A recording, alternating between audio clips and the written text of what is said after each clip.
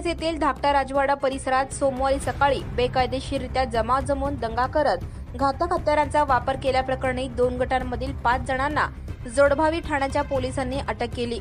महेश उर्फ बापू राजू कांबळे, सुजल सिद्धू कांबळे, सूरज राम गायकवाड, रितेश मनोज गायकवाड, मनोज राम गायकवाड असे अटक केलेल्यांची नावे आहेत।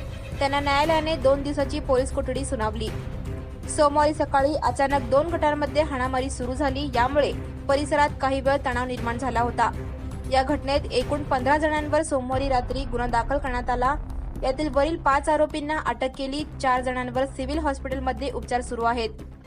अधिक तपास सहाय्यक पोलीस निरीक्षक विष्णू गायकवाड हे करत आहेत। उर्वरित संशयित आरोपींचा पोलिसांकडून शोध सुरू आहे। आरोपींवर बेकायदेशीर जमाव जमवणे, दंगा करणे, घातक हत्यारांचा वापर करणे, शांतता भंग करणे असे गंभीर गुन्हे दाखल झाले आहेत, अशी माहिती पोलिसांनी दिली। Subscribe now and press the bell icon. Never miss an update.